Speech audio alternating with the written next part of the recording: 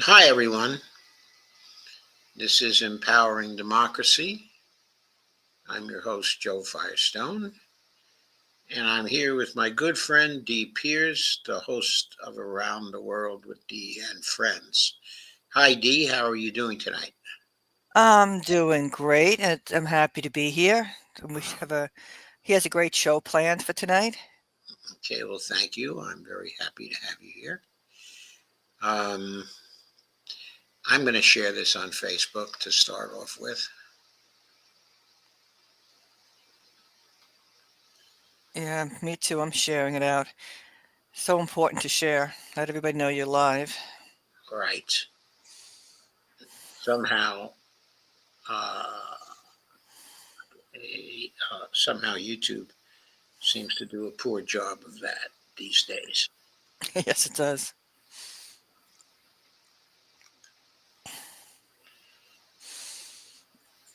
And we say sharing is caring. Let everybody know Joe's live. And also caring and sharing. Mm-hmm. Okay, let's see. Well, we have our first people arriving. Oh, good. Okay, no one announcing themselves yet. But let's start with the first topic, which is Trump Saves Christmas. Oh, our three other topics for tonight, which I failed to announce, are uh, a new time of troubles. Uh, I think that's from the Russian point of view. We have a new time of troubles. Hmm. Then, who is behind the fall in Syria? And our final topic is inside Israel's invasion, okay, of Syria.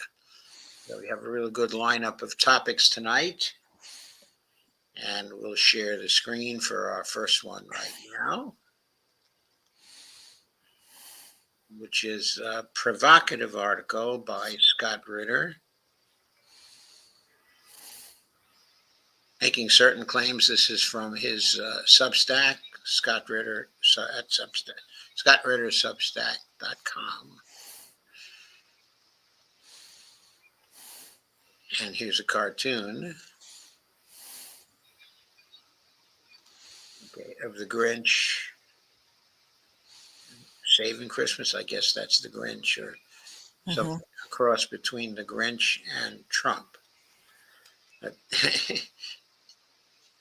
the title of it is How Trump Saved Christmas.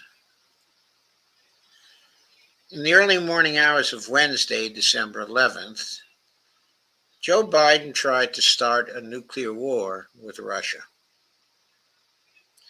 That's a bold statement. And on Thursday, December 12th, Donald Trump did his best to stop it.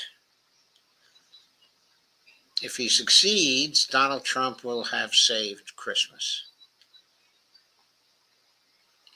And Scott says, "Take that, Grinch."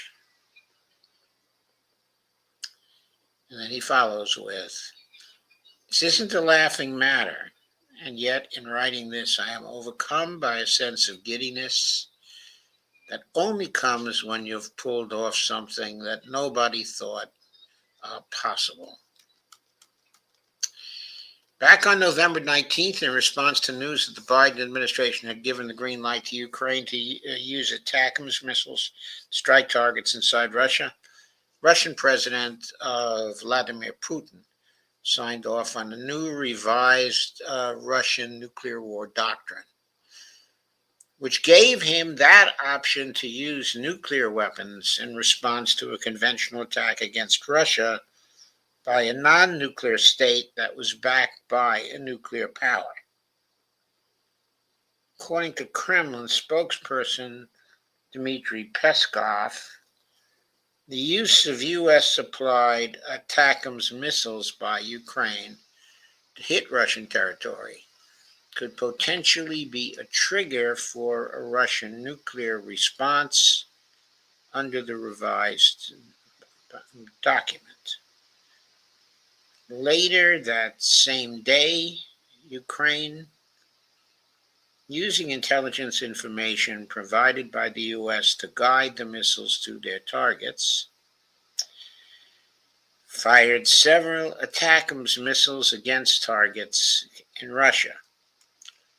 Russia retaliated with a new intermediate-range missile, the Oreshnik, which, while capable of carrying nuclear warheads, was outfitted with a new novel conventional warhead, a very destructive one, making use of kinetic energy rather than explosives. The use of the Oreshnik represented the first time in the history of warfare that a strategic missile was used in combat. Okay. A major escalatory move by Russia, reflecting the seriousness with which they took the ATACMS attack. On November 26th, the Ukrainians struck again, using ATACMS missiles to strike a Russian air defense position in the Kursk region. Next day, on November 27th, Russian General Valery V. Gerasimov, the Chief of Staff of the Russian Armed Forces, called General Charles Q. Brown, the chairman of the Joint Chiefs of Staff, to inform him that Russia was prepared to use the Oreshnik missile to retaliate against any further ATACMS attacks, and that the Russian targets could include locations outside of Ukraine. The phone call was part of a concerted effort by the Russians to impart on the leadership of the United States the seriousness to which Russia attached to the use of ATACMS by Ukraine against targets inside Russia. I'd amend that a bit to say inside targets, against targets inside of old Russia. The ATACMS had been used for some time against targets inside of Novorossiya, which are the provinces, which includes Crimea, and the provinces that Russia has conquered so far. The next day, November 28th, Russia launched a retaliatory strike against Ukraine's energy grid, crippling large segments of already diminished infrastructure. But the Russian attack was made using conventional weaponry that Russia had used in the past, not the Oreshnik. Russia was playing its part to try to de-escalate a situation it found to be extremely dangerous. But the Russian concerns were falling on deaf ears. General Brown knew that the CIA, contrary to reports published in the New York Times and the Washington Post, did not believe the Russians were bluffing when it came to its threats to retaliate with nuclear weapons should the Ukrainians continue their use of ATACMS.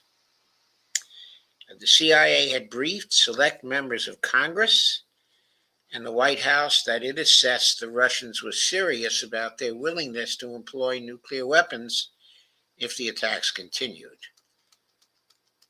And General Brown knew that the position taken by the White House was that they were prepared for this.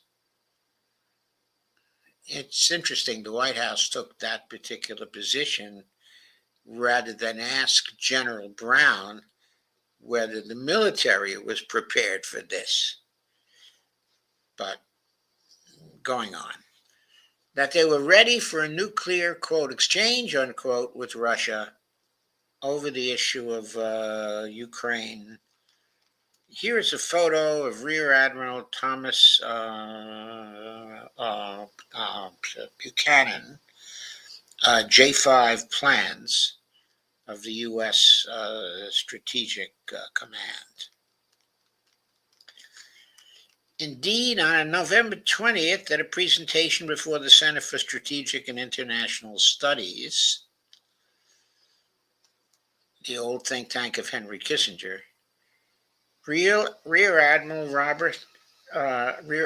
Thomas Buchanan, the Director of Plans for Strategic Command, responsible for executing America's nuclear war plans, told an audience just that the Biden administration was ready to engage in a nuclear conflict with Russia, one that it expected to win.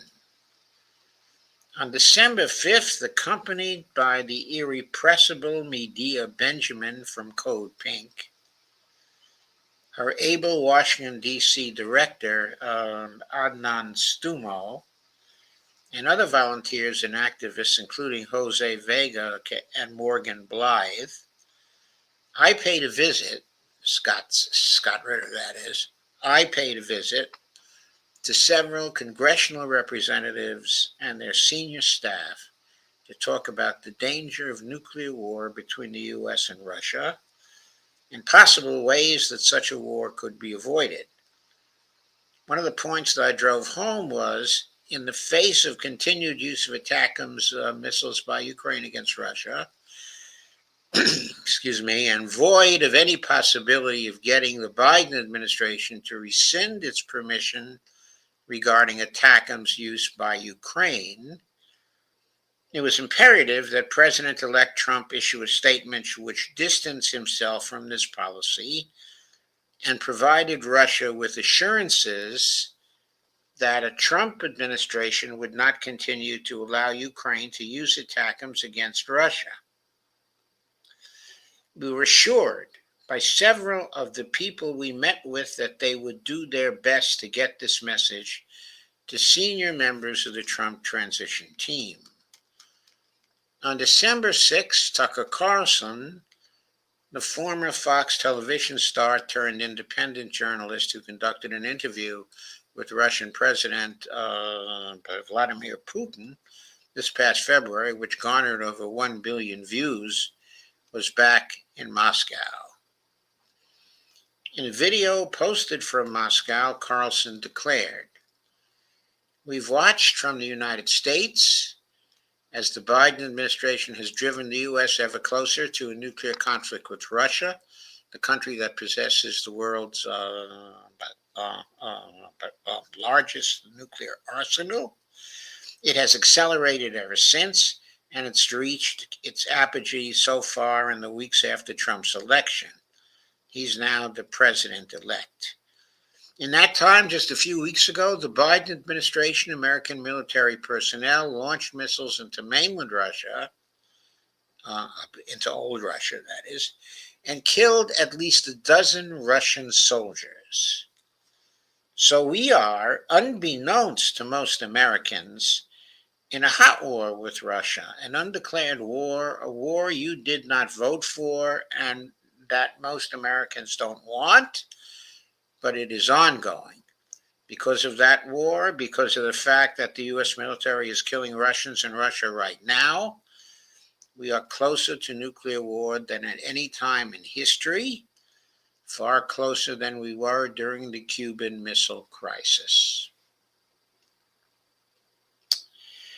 Tucker Carlson was in Moscow doing what the Biden administration would not. To speak with Russian Foreign Minister Sergei Lavrov about the threat of nuclear war between the U.S. and Russia. In the interview, Lavrov declared that Russia was, quote, "ready to do anything to defend our legitimate interests," unquote, adding that, quote, "we hate even to think about war with the United States, which will take nuclear character," unquote. Lavrov reiterated that Russia was prepared, quote, "to do anything to defend our national interests," unquote, adding that Russia would, quote, "send additional messages," i.e. additional Oreshnik missiles, if the leadership in the U.S. and Europe, quote, don't draw necessary conclusions. And there's a photo of Tucker Carlson talking to Sergei Lavrov, in Moscow. On December 7th, Scott says, I posted a series of panels at the National Press Club on the danger of a nuclear war between the U.S. and Russia, triggered by the U.S. green lighting of ATACMS targeting of Russia by Ukraine. One of the panels focused specifically on the importance of getting President-elect Trump to weigh in on this issue to assure the Russian government that he did not support these attacks. On December 11th, despite every warning Russia had given regarding its concerns regarding the continued use by Ukraine of U.S.-provided ATACMS against targets inside of Russia. Excuse me a second.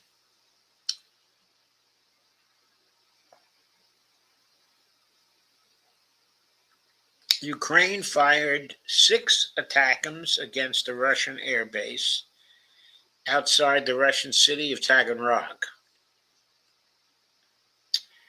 Russian authorities immediately signaled that they were prepared to respond with several Oreshnik missiles.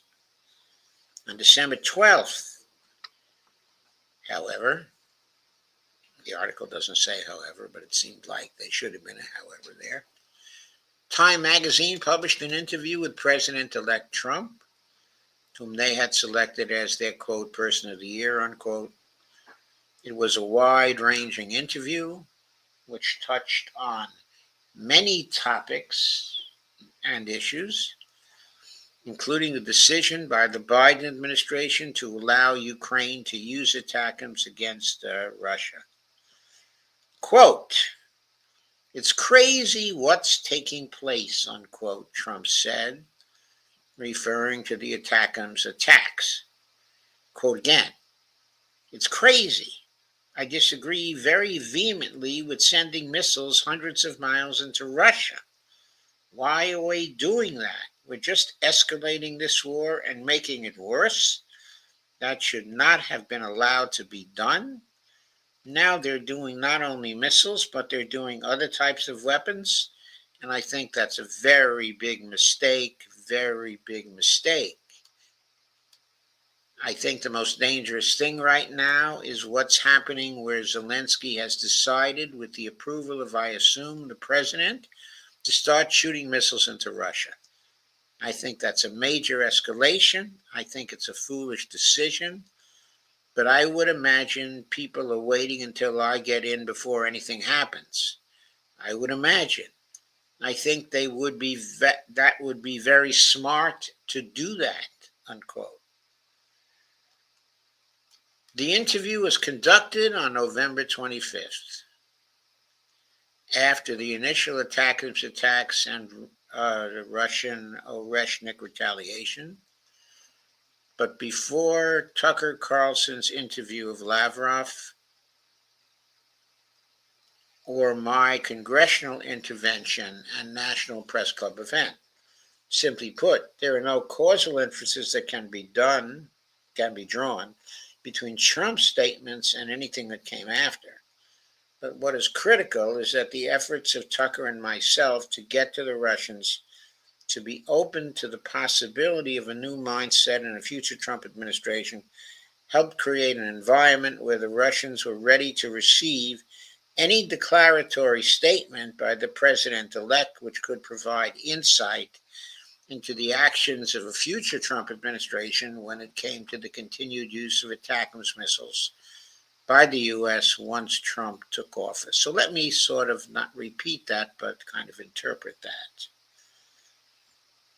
Since the interview took place before the retaliation of the Oreshniks, I'm sorry, since the interview took place after the initial attacks and the retaliation with the Oreshnik, but before Tucker's interview of Lavrov or Scott's congressional intervention and the National Press Club event, one can't say that the Carlson interview and the intervention by Scott and his friends uh, were causing anything that came after. So Scott, is not claiming, a cause from what Tucker did, and what he did,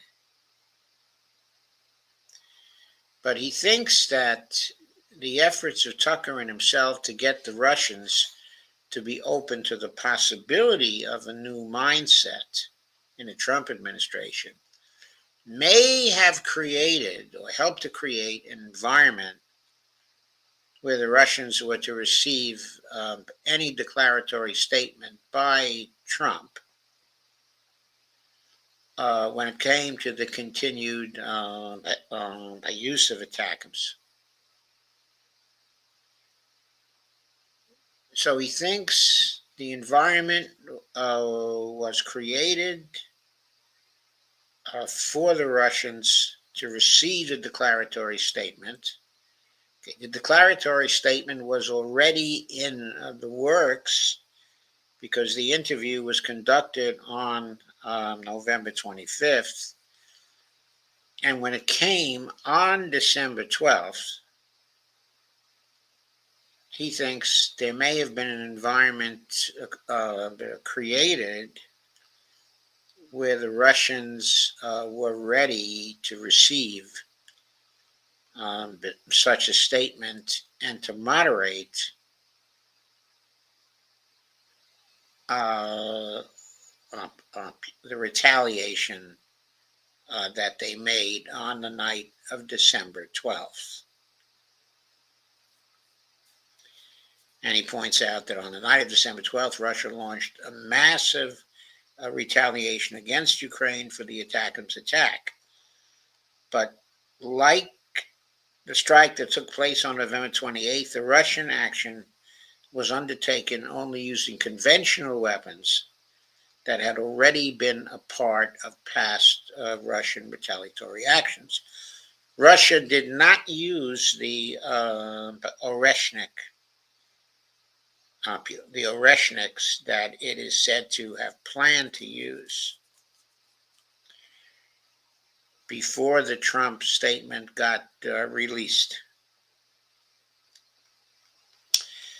While Russia has not provided any statement which links its decision not to use the Oreshnik missile to Trump's Time magazine interview, one can always hold out that such a linkage did occur.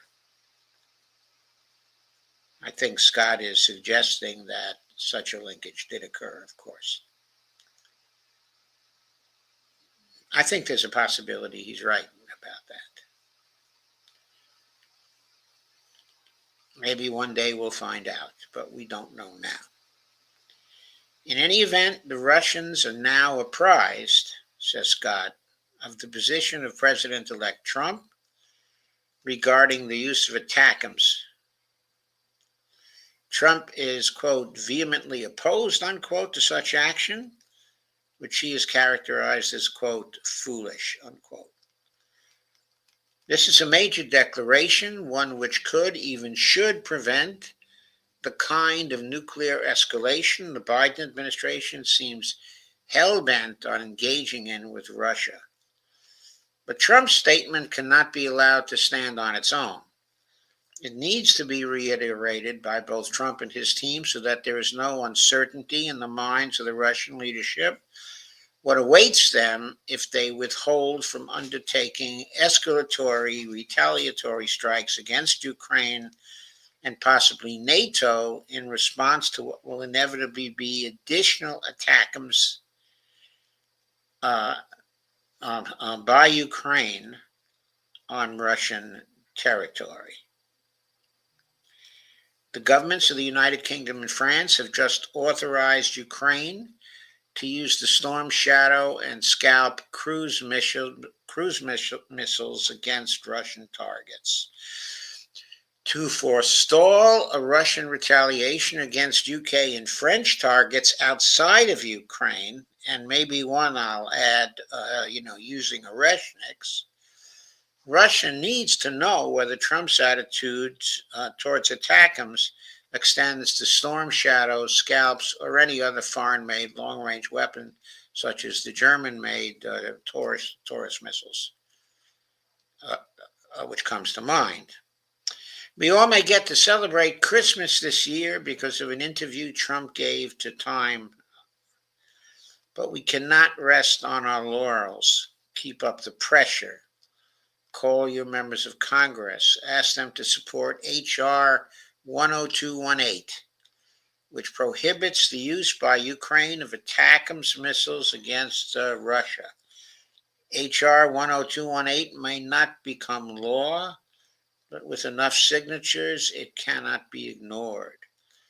By rallying support around the issue of ATACMS used by Ukraine against Russia, we can raise the profile of this issue and empower those who might otherwise be hesitant to embrace this policy course out of fear of a political backlash to add their voices. And right now, the most important voices that need to be heard are those of President Trump and his national security team. Saying, quote, no, unquote, to ATACMS doesn't weaken any future American positions regarding the end of the conflict in Ukraine. It does ensure that such negotiations can, in fact, take place. Yes, Virginia, there is a Santa Claus, and he looks like Donald Trump. Well, I don't know about that one, but okay. yeah, I don't know about that one, but if it happens, and if we avoid the escalation by the use of Oreshniks, and we avoid the obvious inclination of the Biden administration to risk a nuclear war, then Trump's very definite statements, very clear statements on this point will have to be credited with having some influence towards ensuring our survival between now and January 20th, when Trump takes control, of the government. So, I do agree with Scott that the pressure has to be accelerated, both pressure on the Trump campaign and pressure Congress. Mm-hmm. I've abandoned hope that any pressure on the Biden administration could influence them not to do something stupid, because I can't imagine what kind of pressure would influence them not to do something stupid, because they've done so many stupid things again and again and again and again and again. I mean, starting with the failure to talk to Putin before in December of 2021, before he launched the Russian invasion of Ukraine. Biden could have forestalled it right then and there. The only explanation for his not talking to Putin before that is that he wanted to have a war with the Russians inside of Ukraine in order to hurt Russia. That was one of the policy goals of the Biden administration.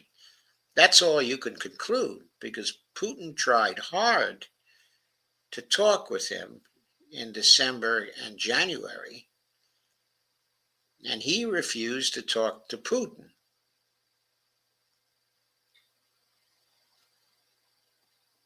And he hasn't talked to Putin since then.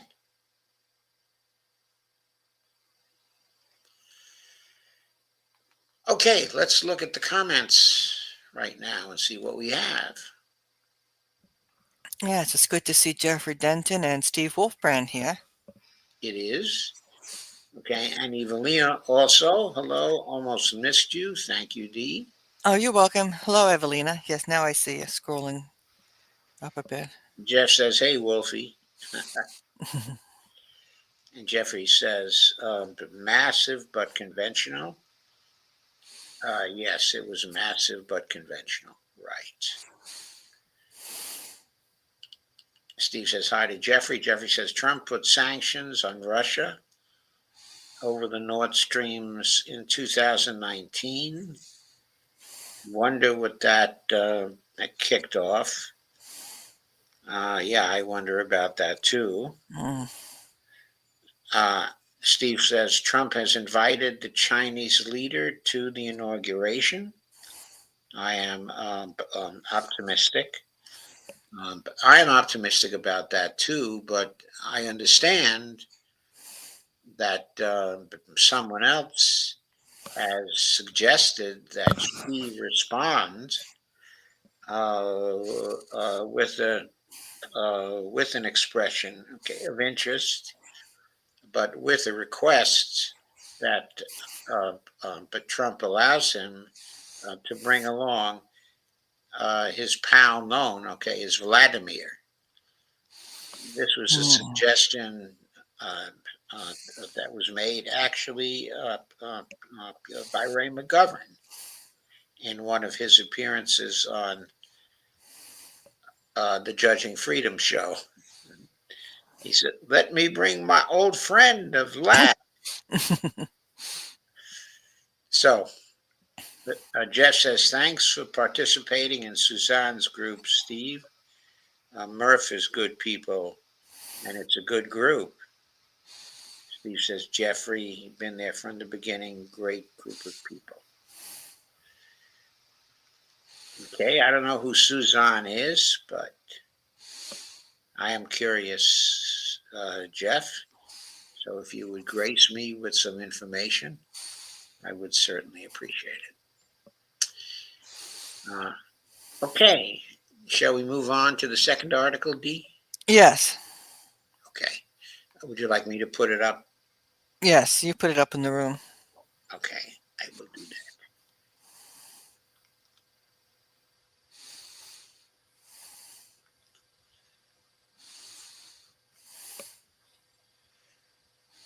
Okay, you should be seeing it right now. Yes, I do. Okay, 1 second. In the middle of doing something. Okay, the UNS review, an alternative media selection, and it's dated December 12th. The New Times of Trouble, Part 2, Putin Overruled the General Staff by John Helmer. Okay, on December 12th, 2024, Yes. 2 days ago. Okay. And it says here, I can tell you've got the strength to back your words. Over here it says, I'm not running away anymore. Okay. I'm not sure I understand that one exactly, but he explains in the next paragraph. Okay. The illustration of power coming out of the barrel of a gun is from a comic book. Contemplating the reality of Russia's position in Syria, no one in a position to know believes in cartoon captions, the credibility of the gun, or the direction in which the horse is now running. I Mil- suppose I suppose he means the Moscovian horse. okay. Military sources in Moscow have told a tale of President Vladimir Putin's decision not to defend the Syrian Arab army and the Damascus government of Bashar al-Assad. That decision, the sources claim, was taken at least 2 weeks before the Turkish breakout from Idlib began on November 27th and was conveyed to Assad personally by December 6th. Okay, just a comment on that. There were some bombings uh, by the Russian Air Force uh, uh, following the breakout uh, from Idlib. They were limited, but uh, they did occur. Yes, that's true because I saw that. And And I have to wonder why, if the decision was taken at least 2 weeks before the Turkish breakout. In other words, why were there any attacks from Russian planes if they made a decision not to defend the army 2 weeks before the breakout? Anyway, just a question. right, and then it was also said too that the reason the Russians stopped was because they saw the Syrians weren't, or the Syrian army wasn't doing anything, and it was like, I mean, this is your country. If you're not going to defend it, why are we here? Right, but that's been said. But that suggests, okay, that decision uh, was not uh, a definite one, but might have been conditional. Right, That's what Putin might have said to Assad is, um, okay, if your army fights, then we will defend you. But if it doesn't fight, then we're not going to do it. right, because why would you? Right, and there was some initial fighting, by the Syrians, but under the general they had, who was the most competent one they had. His units were fighting right in the beginning. Uh, okay, and he later got asylum actually from the Russians. Okay, and this general was very well known to the Russians because he was the only one inside of Syria that had a bodyguard that was made up of Russians. Hmm. They actually assigned a bodyguard to keep him safe because they valued him so highly. And when he wanted to leave to seek asylum, uh, they immediately gave him asylum Hmm. in Russia. And the speculation is that maybe they want to give him a place in the Russian army. Hmm. But anyway, please go on. It had been hinted at 4 days earlier on December 2nd when Iran's president Mossad Pezeshkian made an urgent telephone call to Putin. In principle, the Kremlin announced Putin and Pezeshkian agreed on, quote, unconditional support for the efforts of Syria's legitimate authorities to restore constitutional order and maintain the country's territorial integrity. In practice, there was a Russian condition. Putin told Pezeshkian that Russian anti-aircraft units in Syria would not operate against Israeli attack and defend the Iranian air bridge to Khmeimim for the troops and arms which Assad had been requesting urgently, and which the Islamic Revolutionary Guard Corps was ready to send. Putin also told the Iranian president that Russian ground forces and artillery would not engage Turkish forces moving southward and would not bomb them from the air. By the time Putin and Pezeshkian were speaking, after days of the closed-door debate with the general staff, Putin believed he had the word of Turkish President Recep Tayyip Erdogan, and Israeli Prime Minister Benjamin Netanyahu that Russia's principal military bases at Tartus and Khmeimim would not be attacked and Russian forces not threatened. Their precondition was that Putin would not encourage or defend Iranian reinforcements. The General Staff and GRU warned Putin that Erdogan and Netanyahu could not be trusted. That's true. And that without Russian military forces to deter them, plus Iranian troops, they would take over Syrian territory. The Turks down the coast to the Lebanese border and to Damascus. The Israelis across the Golan and the Quneitra buffer zone into the southern outskirts of Damascus. The Security Council met openly only once with Putin during this debate. On December 5th, the official communique does not report that Syria was discussed. Hmm. Quote, Russia does not betray friends in difficult situations, was the line the Kremlin told the foreign ministry to instruct its diplomats to announce after Assad had landed in Moscow on December 8th, adding the footnote that, quote, a deal has been done to ensure the safety of Russian military bases, end quote. The ministry spokesperson or spokesman, Maria Zakharova, did not go so far. Quote, our number one priority is ensuring the safety of the Russian citizens currently residing in Syria and protecting Russia's property and its diplomatic, military, and other missions, she said.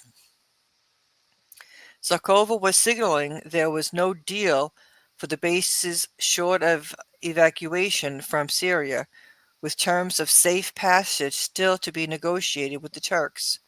The camouflage for this is a multinational negotiation the Foreign Ministry is proposing for Russia, Turkey, Iran, the Gulf states, and the United Nations Special Envoy for Syria.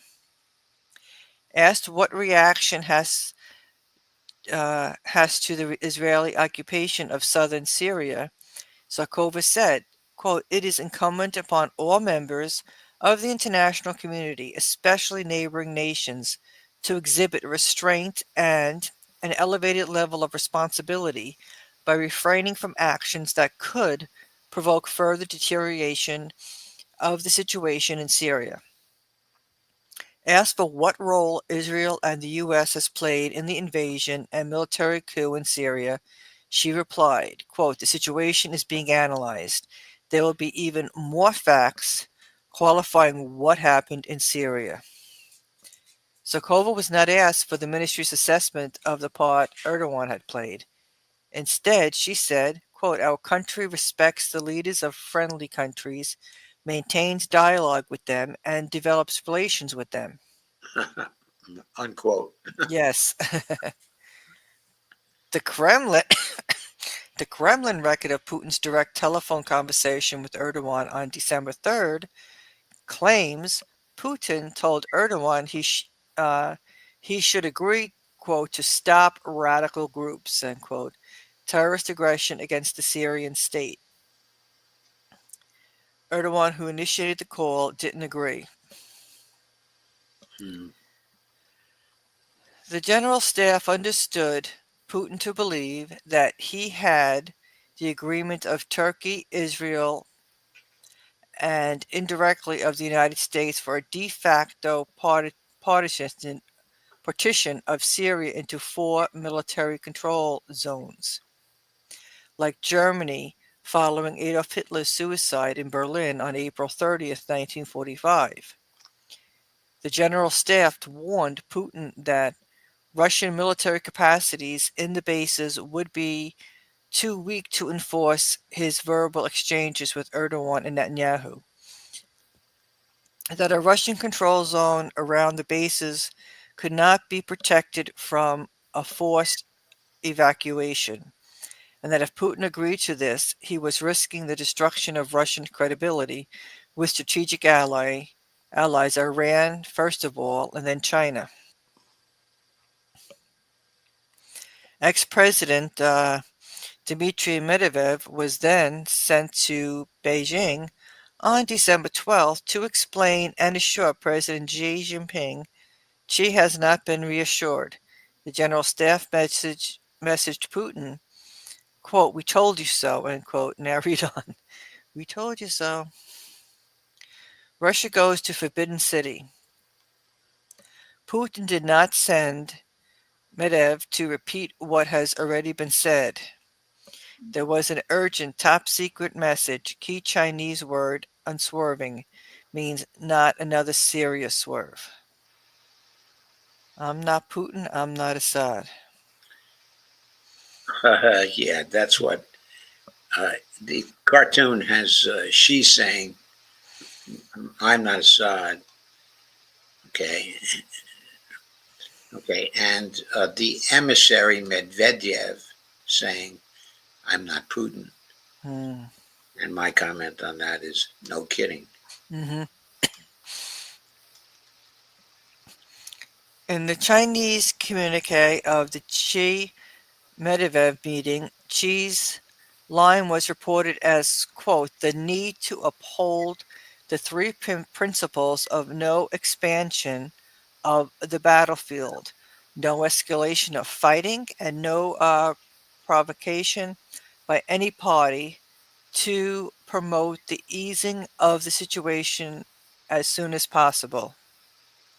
End quote. The communique also reports that Chinese as accepting Medvedev's assurance that there will be no fresh surprises to undermine Russia's promises of strategic alliance with China.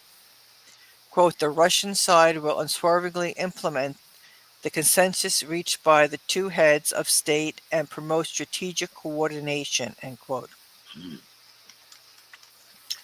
A hint is surfacing in the Russian military blogs endorsed by the GRU linked reporter Yevgeny Krukov that if and when the Tartus naval base is evacuated by the Russians, an alternative naval base arrangement may be made at Tobruk in Libya.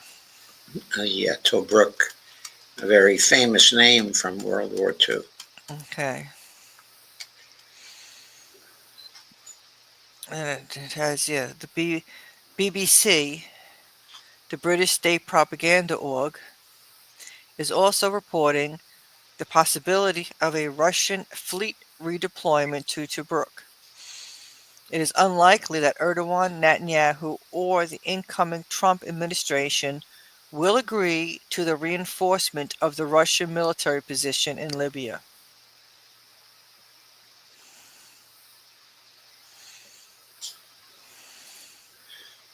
Okay, this map shows the distance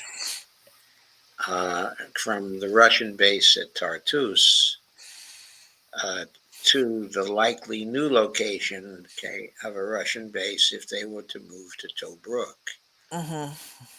And the number of miles is 713.64 miles. The driving route there is 1,268.27 miles. And then, of course, the distance is given in kilometers also.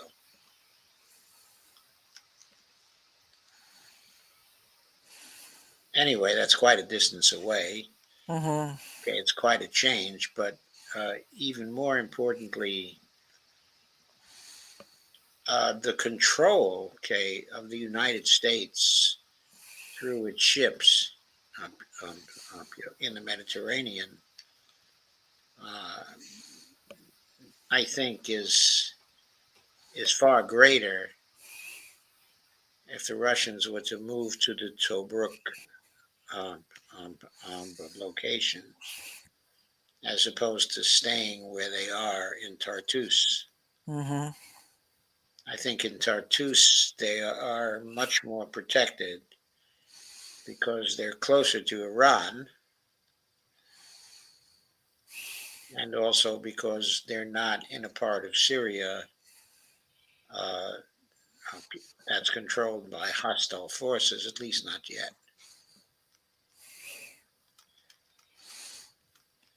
Okay, please go on. A well-informed Moscow source comments there is no surprise in Moscow at Putin's decision-making to favor Israel and Turkey at the expense of the Arabs and Iran. The source also warns that the surprise expressed by Anglo-American podcasters who support Putin in the Ukraine war, quote, reflects their readiness to say what they believe the Kremlin wants to hear, with or without reward, unquote. Okay. An accurate guide to the Kremlin propaganda line right now, the sources indicates, is a Moscow-based American academic named Andrew Koboko. He has turned the general staff's warning upside down, defending Putin's decision to accommodate Israel and Turkey in Syria as reflecting the realistic military balance in the Middle East right now. Quote, Putin is a proud, lifelong, what's that, philo-Semite? Yes. Koboko says, The opposite of an anti-Semite. right, quote, who never shared the resistance's unifying anti-Zionist ideology, instead always expressing very deep respect for Jews and the State of Israel. Russia dodged a bullet by wisely choosing not to ally with the now defeated Arab-Iranian resistance axis, since it would have needlessly ruined its relation with Israel, the indisputable victor of the West Asian wars. Putin made the right choice, which was always driven by his rationale calculations of what was in Russia's objective interest as a state, not due to, quote, Zionist influence.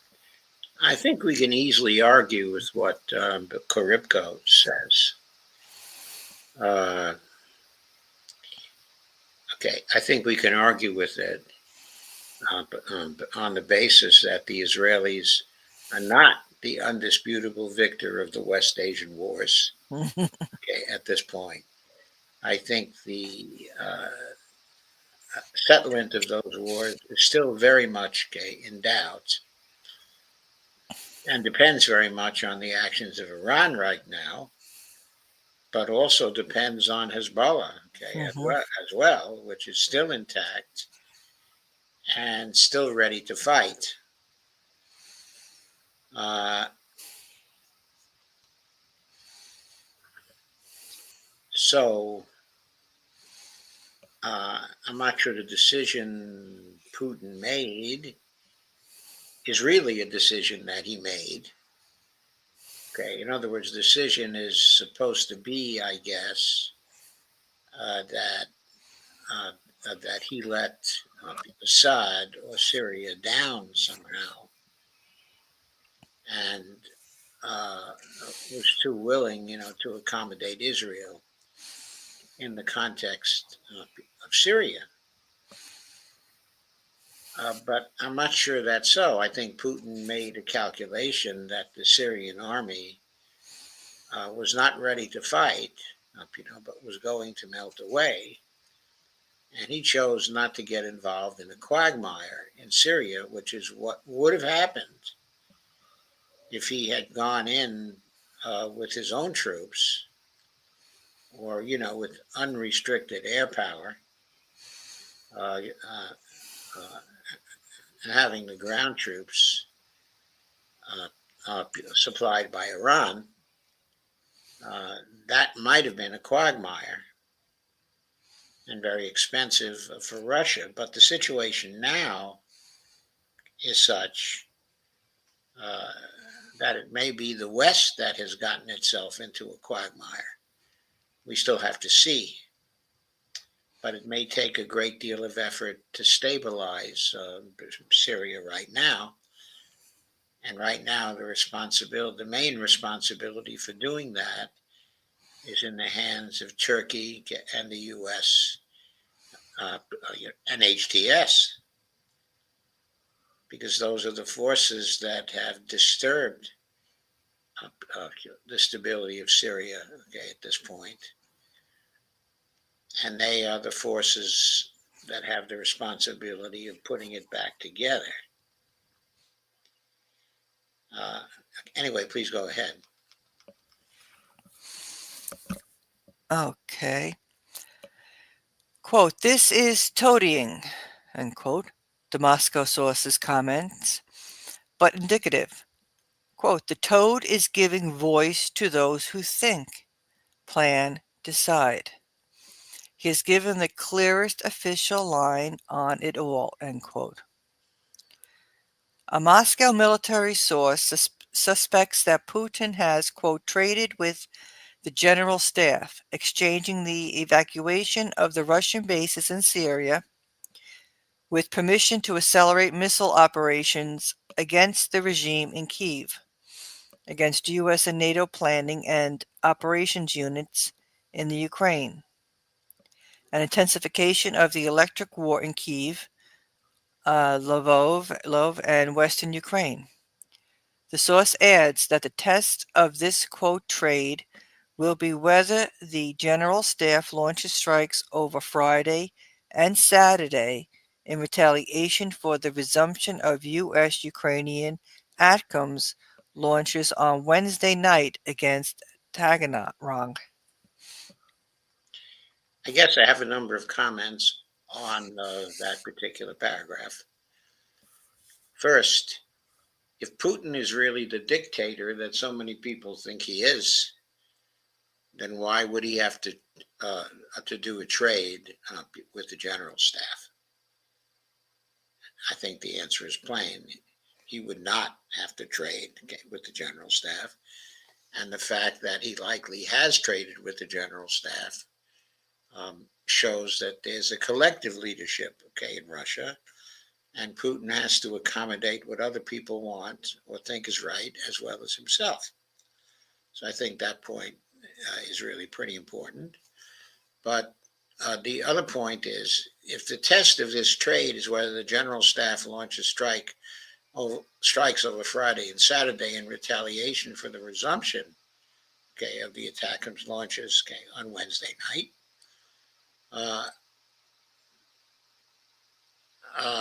okay, well, the general staff has launched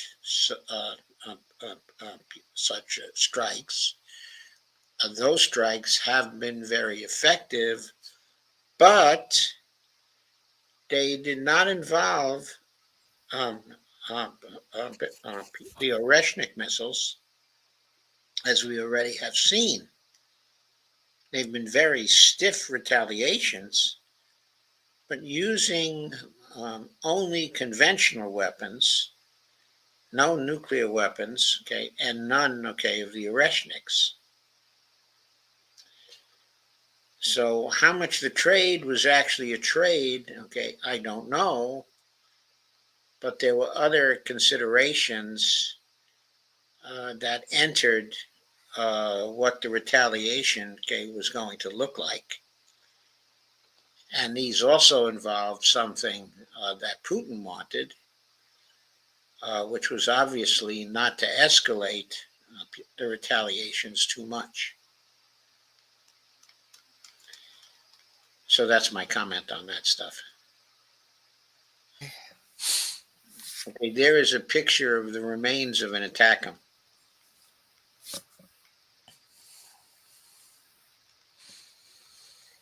Okay, go on, please. ATACMS missiles part photographed at Taganrog on Wednesday evening, December 11th. The Russian Defense Ministry reported that 6 American-made ATACMS missiles were used in the strikes. Quote, this attack by Western long-range weapons will not remain unanswered. Appropriate messages will be taken, the ministry declared. Right, and they were taken on Friday, okay, and Saturday.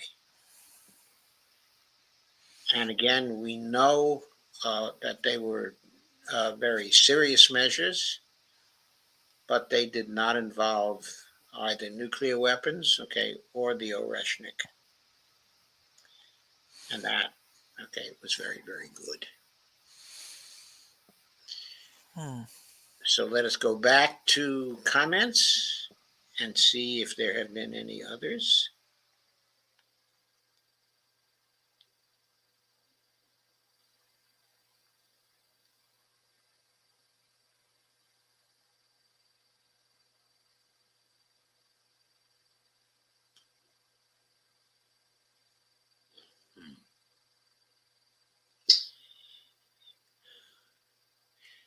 Steve says, Doc, Suzanne Murphy leads a group called Truth Bomb Activists, a private group, okay, of political activists.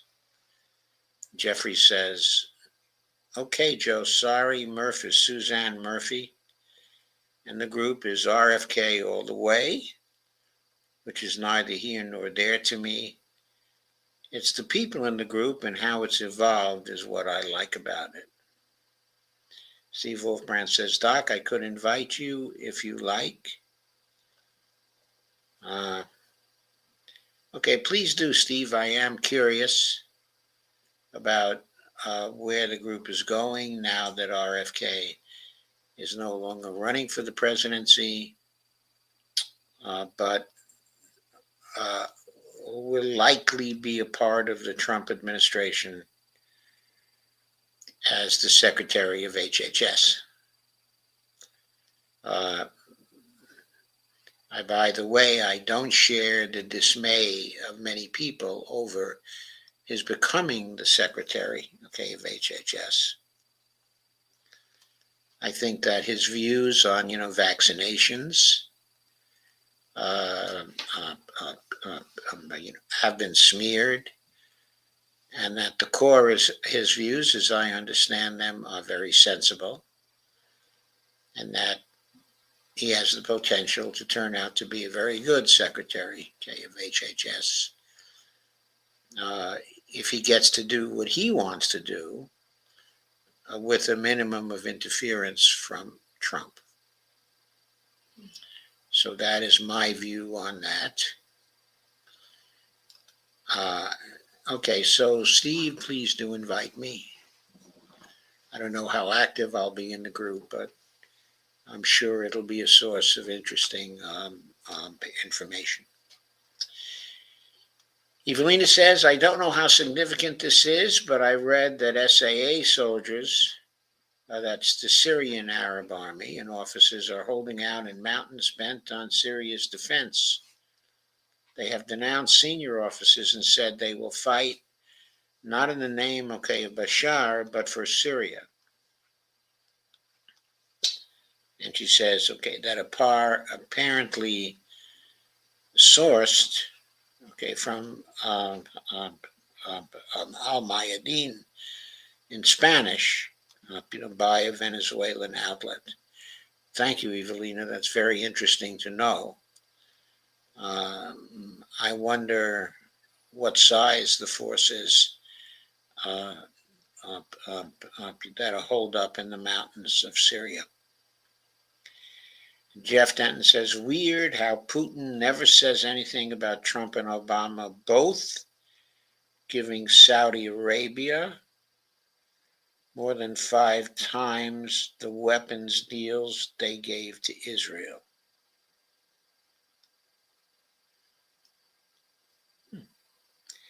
Yeah, that is really interesting, Jeff. Most interesting indeed. Okay, let's go to the third topic here. Okay, if you don't have any comments on those comments, Dee. No, I don't. Okay. So Evelina said, I think they said that 2 battalions. So that's like, is that like 40% of a brigade? Something like that.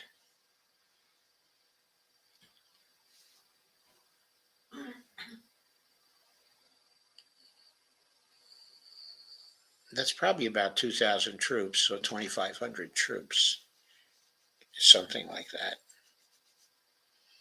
So it's a sizable number of people, though far short of the 25,000 the rebels have. I'll share the screen for the next piece. Oh, thanks.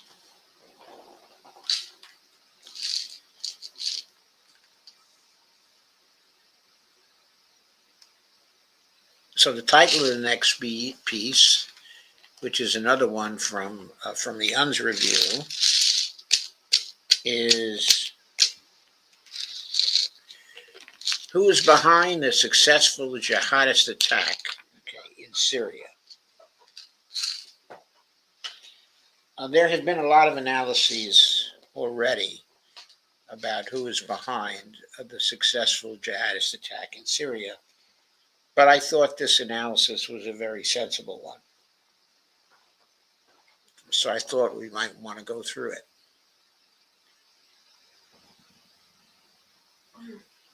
The author of this is Ahmad Al-Khaled.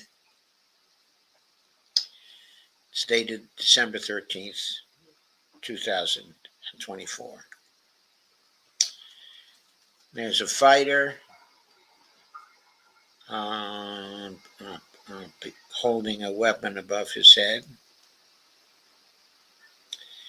Ahmad Al-Khaled sends this information about himself. I'm a freelance journalist, mainly focused on the Middle East and North Africa. I've been covering various conflicts in the region and notable political events for the past 7 years. Okay, so he's a veteran journalist, but not too senior, fairly young yet. Probably very adventurous, he says. I've had my articles published by leading regional and global media, UM7, Jerusalem Post, Times of Israel, Ahwal, etc. Here are examples of my previous work, and he has 3 links there in the article to his previous work, 2 links to Jerusalem Post articles, and 1 to Global Security Review. After a 4-year freeze in the conflict established as a result of talks between Turkey and Russia, the situation in Syria has changed dramatically. Within 10 days of a rapid offensive, the fires of the Hayat Tahrir al-Sham HTS group established control over most of the country, forcing the government troops to retreat. I don't think that statement is accurate because I still don't think they have control over the third of the country that's occupied by the Kurds and groups related to the Kurds. On the morning of December 8th, armed opposition forces led by the HTS captured the capital of Damascus, thereby formalizing the fall of the Assad clan, which had been ruling Syria for more than 50 years. According to the latest information, former President Bashar Assad left the country and requested asylum in Russia. And he should also say requested and received asylum in Russia. The day before, 3 guarantor countries, Turkey, Iran, and Russia, met Qatar's capital of Doha, stressed the need for political dialogue between the parties of the conflict to peacefully transfer power in the country and prevent bloodshed. In turn, the HTS command guaranteed the security of state institutions, diplomatic missions, and military facilities, including Assad's allies, Russia and Iran. Currently, due to the rapid changes taking place in Syria, it is difficult to predict how the situation in the Arab country will develop. However, the factors and circumstances that ensure jihadist success on the battlefield and the quick rise to power can already be studied in detail.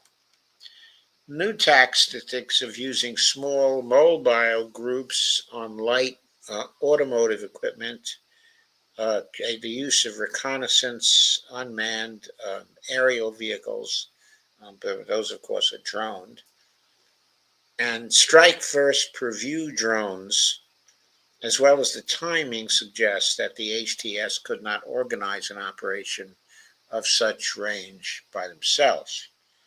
In this case, the question arises who helped the HTS, or at least played into its hands. The role of Turkey. Answering this question, it is fair today that Damascus and its allies, Russia and Iran, have closely watched the threats posed by the HTS.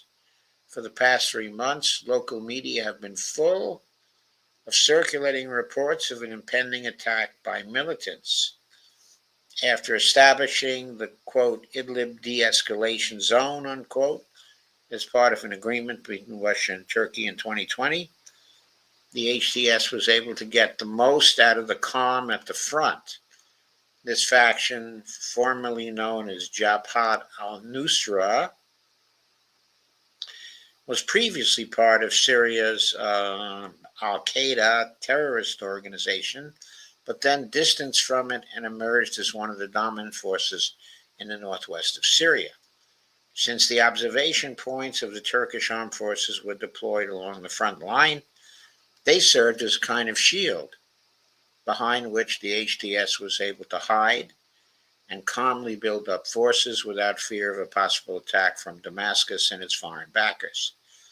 Therefore, it is safe to say that Ankara's diplomatic and military patronage directly contributed to the strengthening of the HTS stance, not to mention economic assistance and the supply of electricity and fuel to Idlib through Turkish umbrella companies. Taking advantage of the fragmentation of other opposition groups, the HTS, led by its leader, Abu Muhammad al-Julani, managed to consolidate power in the rebellious province of Idlib.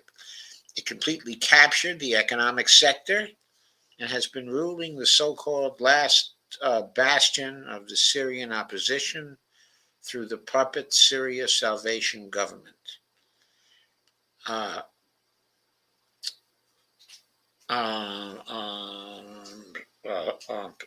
From a military point of view, the HTS is also greatly strengthened, uniting under its banners many independent groups and foreign fighters from among Caucasians, Turks, and Uyghurs.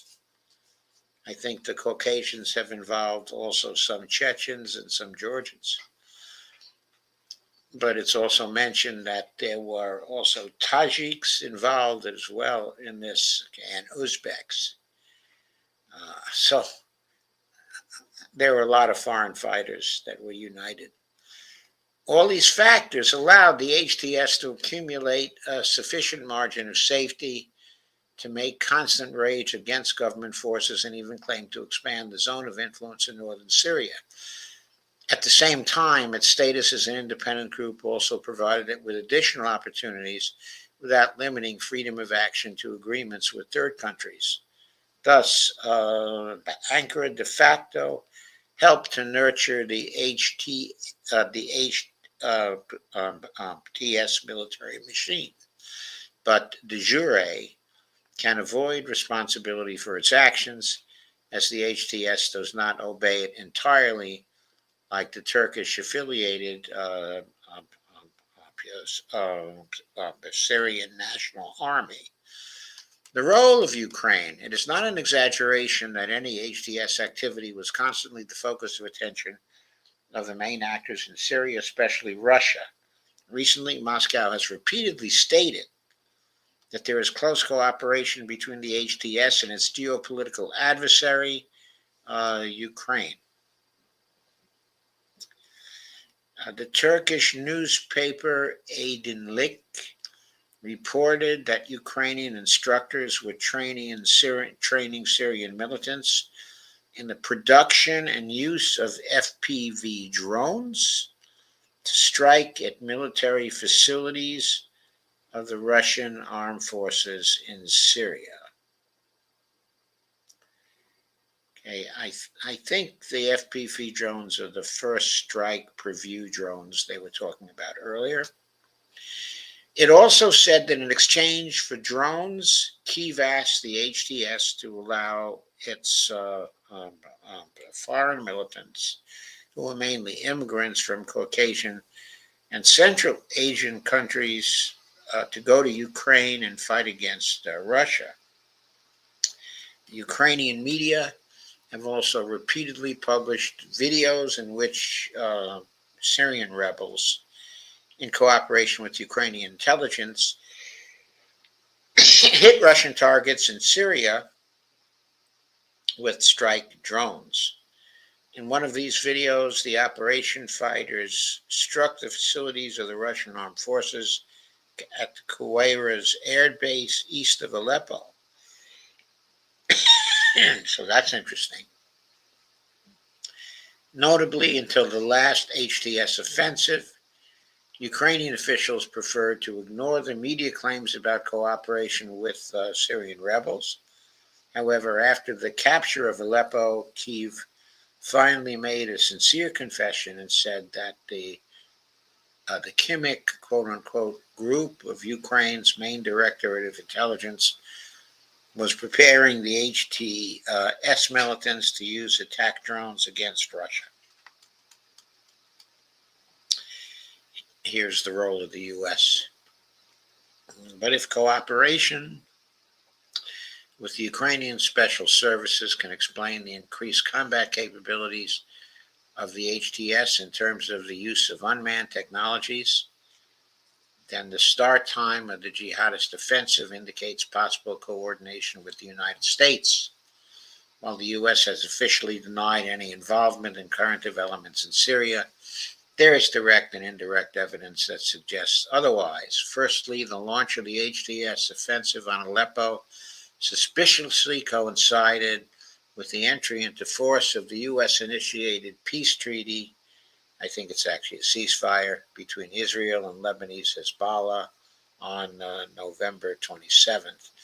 It was also a ceasefire between Israel and the Lebanese government on November 27th. Hezbollah has been trying to observe the ceasefire, but it is not a partner. It is not it's not a signator of the ceasefire agreement. It is not really a party to that agreement. Going on with the article, though. Therefore, it is not unreasonable to assume that the Syrian opposition waited for Israel to defeat Hezbollah to begin a campaign against the regime forces without fear that Lebanese fighters would come to help Assad. I don't think there has been a defeat, of Hezbollah, but I think the Israeli attacks, in the south of Syria,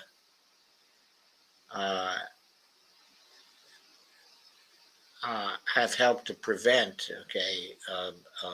Hezbollah aid, but also I'm not sure Hezbollah was going to go in by itself. I think if there were plans for it to go in, it was going to be in concert with the Iranians, and the Russians. I think there were good reasons for Hezbollah to stay out of it if the Syrian army wasn't willing to fight. I think it was another instance where they decided not to go in because if the Syrians weren't willing to defend themselves, they couldn't expect to be very effective in defending Syria all by themselves. Thus, it is clear that the United States played a major role in weakening Assad's allies, which directly led to the HTS decision to attack.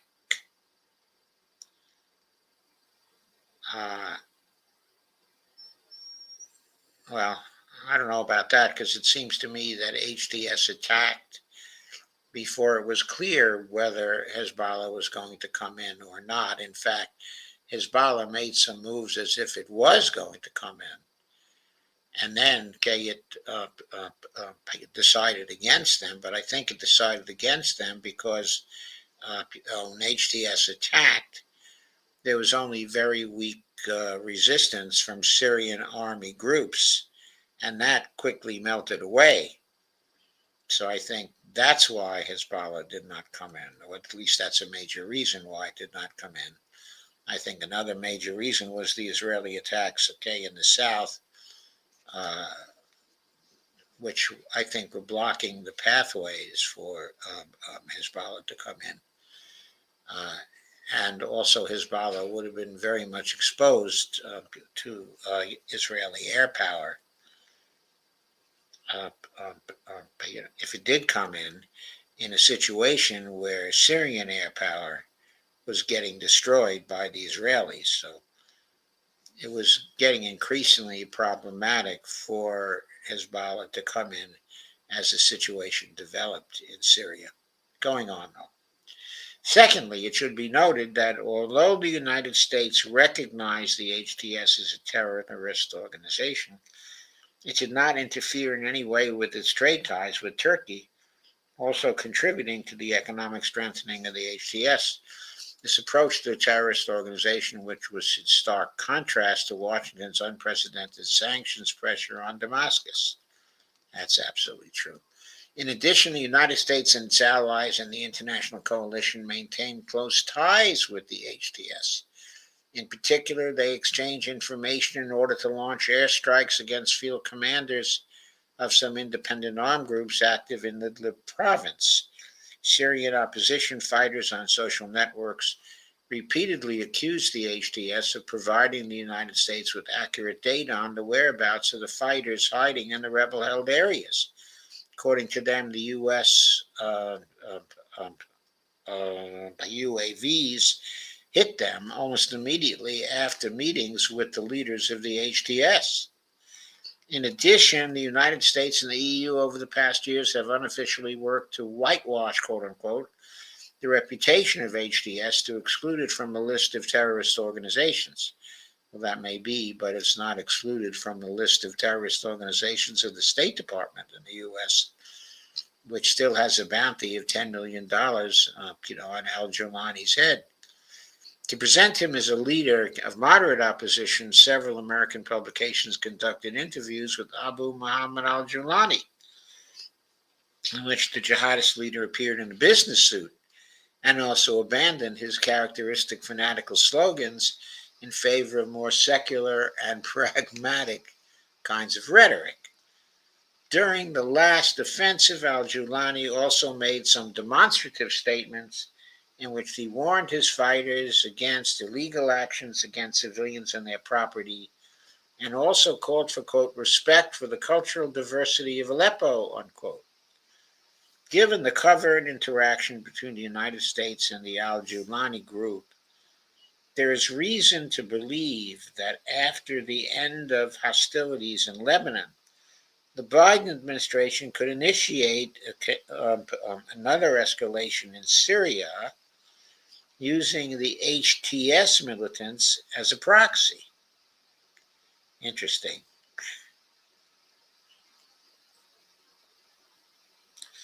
Thus, the White House probably planned to weaken the position of its geopolitical rivals, Russia and Iran, before the imminent transfer of power to the newly elected President Donald Trump.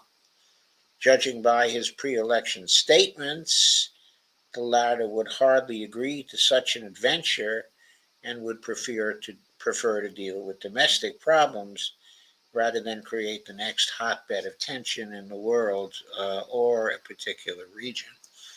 But Joe Biden's foreign policy staff, finalizing the last 2 months of his term, could decide differently, especially when all the necessary conditions were ripe for the Syrian militants to attack. Russia withdrew the main troops from Syria and is fully focused on the war with Ukraine, another main ally of Damascus. Tehran is weakened as a result of constant attacks by Israel, and through its main forces to support affiliated formations in Palestine and Lebanon and Hezbollah, which also played an important role in establishing the former status quo in Syria, suffering significant losses during the IDF operations and can no longer help the Assad government. Well, it certainly can no longer help the Assad government because that government is gone. And that's one reason why it did not come in. But whether Hezbollah can help a new government uh, that aligns itself against Israel, that is an entirely different question.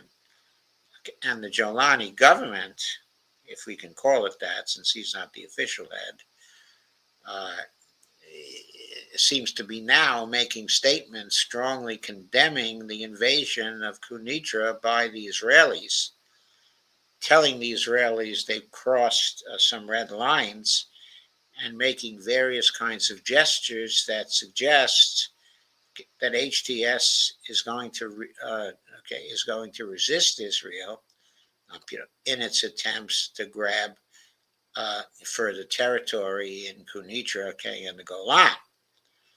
So it remains to be seen what they do concretely, but to resist it. But I suspect if they do try to resist, then they may be trying to get the help of Hezbollah to resist. And they may receive it indeed. But only time will tell about that. But things are shaping up like, at first, Jolani was making very friendly statements, towards the Israelis.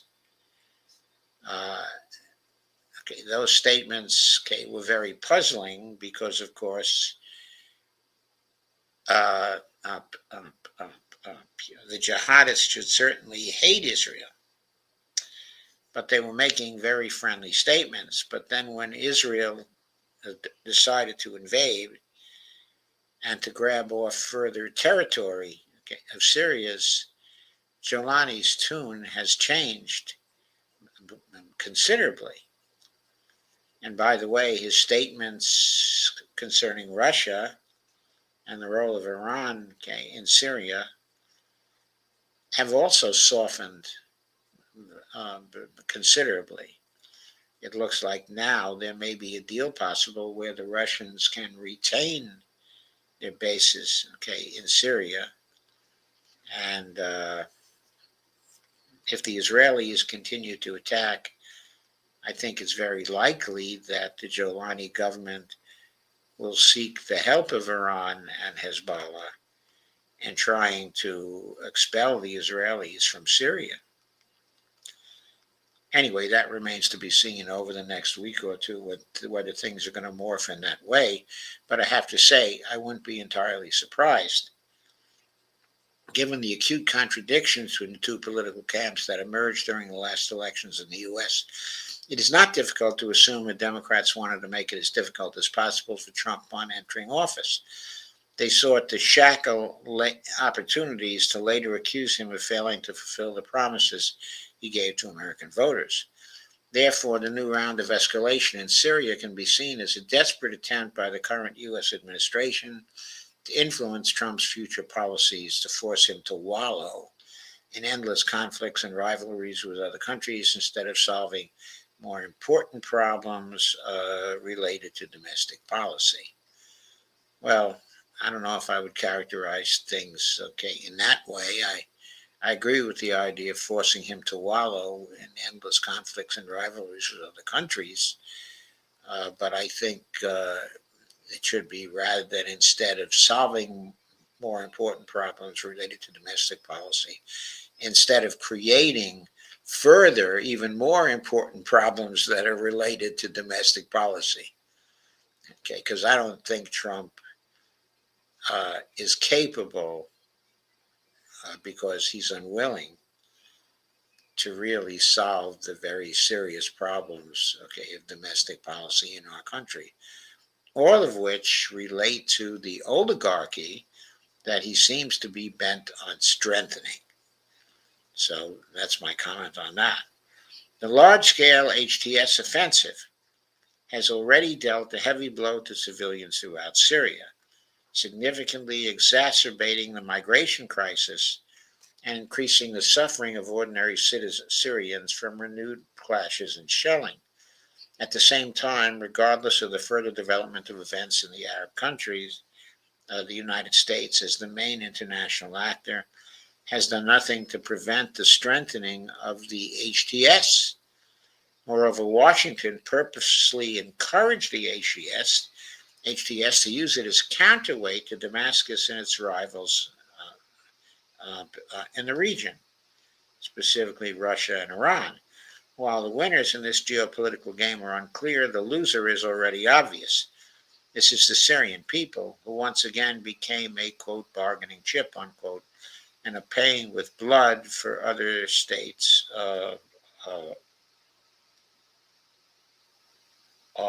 ambitions.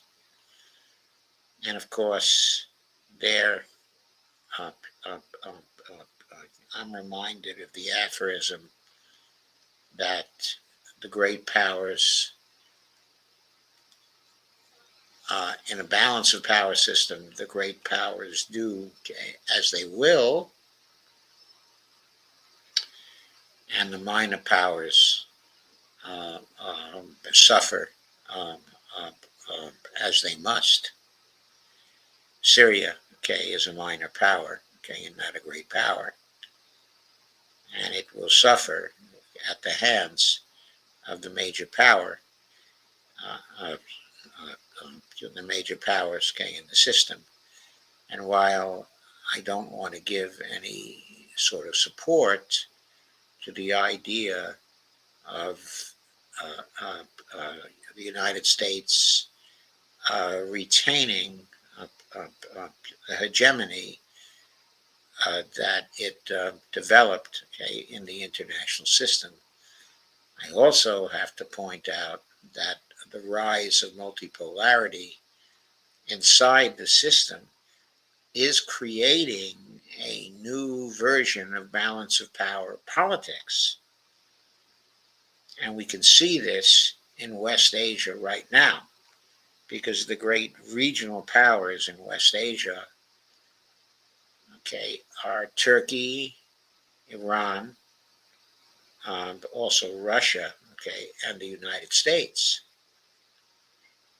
And these powers are playing balance of power politics using minor powers and non-state actors as proxies for them in order to attain their particular objectives. And the minor powers, such as the Syrian people, including especially the Syrians who are Kurdish, okay, and the Alawite Syrians and other ethnic groups, okay, inside of Syria, are probably going to suffer what they must as a result of the balance of power politics being played by Russia, Iran, Turkey, and the United States. That is what is going on now, okay, in Syria. So, D, any comments on that? No, not really. Okay, you concur with my analysis. Yes. Okay. So we look now at some other comments. Our attendance has been going up as time goes on. Monica Augustine says Israel and U.S. Evelina says, are there Taliban from Afghanistan as mercenaries in Syria now? There haven't been reports of Taliban, okay, in Syria. I think the Taliban may be preoccupied with rebuilding their country. And of course, uh, they become a part of, the Belt and Road Initiative. And so they're subject at this point to Chinese pressure. Okay, and also to pressure from Iran, because I think Iran uh, has been supporting the recovery of the Taliban there also. Okay, in various ways, and so I think probably Afghanistan uh, will perhaps not be friendly to the idea of mercenaries from the Taliban going over to Syria right now, but instead will try to be part of the group that wants to stabilize what's going on in Syria. Evelina says apparently Jolani is Saudi by birth, groomed as global warrior, whatever that means. I hadn't read that. What I had read was that actually Jolani was Syrian, in origin. And Evelina says, I suppose this can be looked up.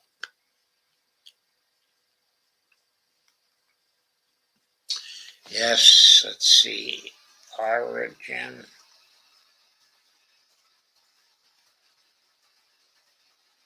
country of Al Jolani.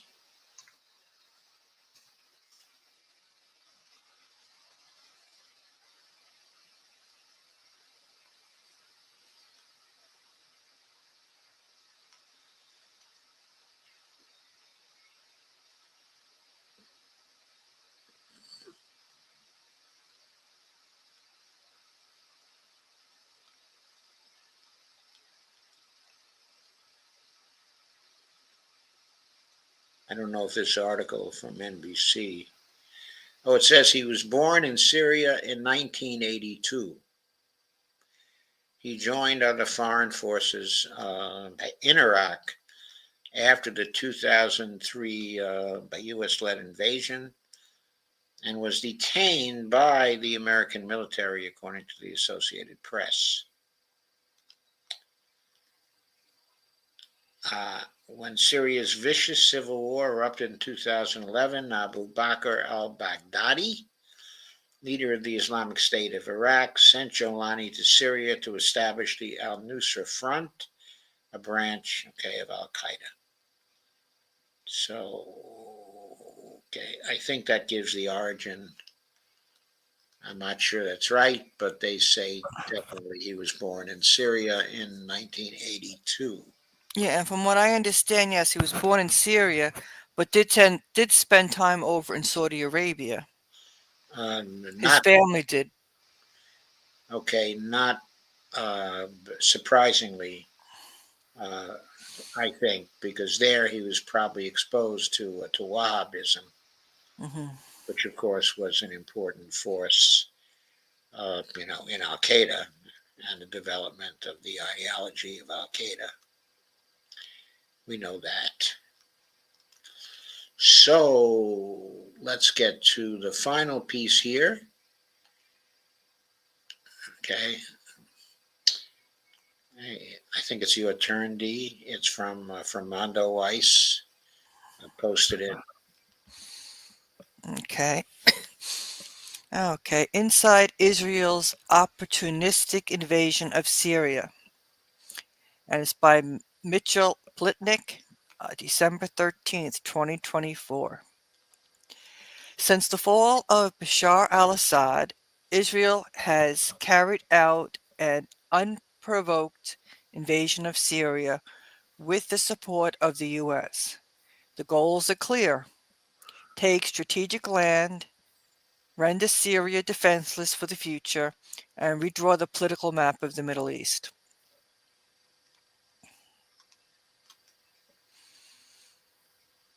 And there's a picture of Netanyahu and Minister of Defense Israel Katz visiting the Israeli border with Syria, accompanied by the commander of the Northern Command, Major General Ori Gordon, and the 210th Division Commander, Brigadier General Yair Play, on December 8th, 2024. That photo is from the Israeli Prime Minister's office. Oh, I can't stand him. I just can't even stand looking at him. Me neither. Please go. Even as Bashar al-Assad was scrambling to get out of Syria, Israel was mobilizing its military to take advantage of the power vacuum that Assad's ouster had created. After 5 decades of a low-level conflict between the two countries, Israel saw an opportunity to change the calculus and seized it. As of Wednesday, Israel had struck Syria nearly 500 times. Their goal with these attacks has been to essentially destroy Syria's military capability, and they have already succeeded. Reports by Israeli media claim that well over 80% of Syria's weaponry, ships, missiles, aircraft, and other military supplies have been damaged or destroyed. Okay, you can move on. Yeah, I'm sorry. Okay, since that is true, I have to say I don't understand why Iran didn't take the opportunity to throw those 2,000 missiles, okay, at Israel. I don't know either. It seems to me it would have been the perfect opportunity to interrupt their attack on Syria by throwing more missiles at them they could possibly handle and by destroying the bases which they were using to attack Syria. I mean, it seems to me they weren't taking a critical opportunity that they were given. Mhm. In essence, Israel has rendered Syria completely defenseless. Yes. Meanwhile, Israel has seized the demilitarized zone established in 1974, I meant. They have taken the remainder of the Golan Heights, particularly the strategic Mount Hermon, which Israel has converted for its being the highest point in the area and an ideal place for surveillance of both Syria and Lebanon. Too few are calling this what it is: an invasion, an unprovoked invasion. Okay, so Mitchell, okay, is right about that, but it's particularly strategic for them to get full control of that mountain, probably because it would also provide some early warning of attacks coming from as far away, okay, as Iran. Mm. Please go ahead. There has been virtually no pushback from any sector in Israel against this blatantly criminal act. This isn't surprising, as even the Israeli left can be expected to support the dubious, quote, security justification for the act. What is more troubling is the insufficient pushback from other countries. Many Arab states have condemned Israel's actions, some even calling it a land grab. France has condemned it as well and called on Israel to withdraw. Germany offered a rather tepid warning. But where are the calls for sanctions, for freezing trade deals, and especially weapon sales to Israel as it invades another sovereign state? Indeed, where is the word, quote, invasion in much of the rhetoric? Right, and where is the anger over the violations, okay, of international law? Further violations of international law. Hmm. In other words, that attack was totally illegal from the standpoint, okay, of international law. Hmm. There was no provocation from Syria, okay, at all. No. Unsurprisingly, the United States has called this blatant and wholly unprovoked aggression and, quote, act of self defense by Israel. I think the United States long ago lost the ability to tell the truth about what is an act of self defense and what is not. Mhm.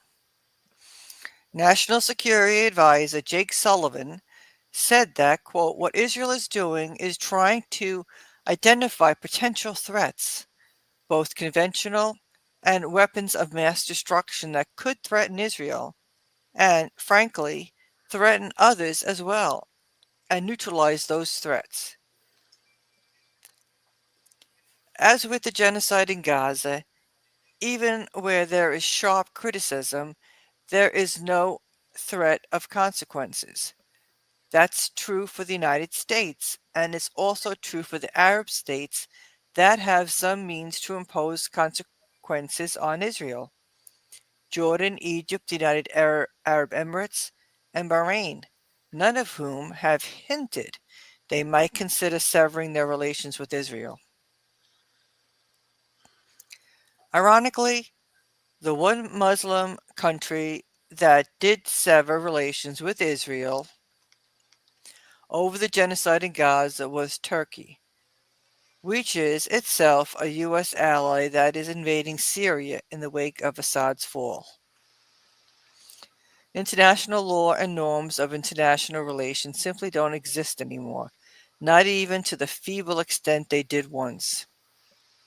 Given that it's already clear that no one is going to stop Israel, we have to ask what what's goals in Syria are. Yeah, I think we know what their goals in Syria are. exactly. Syria are.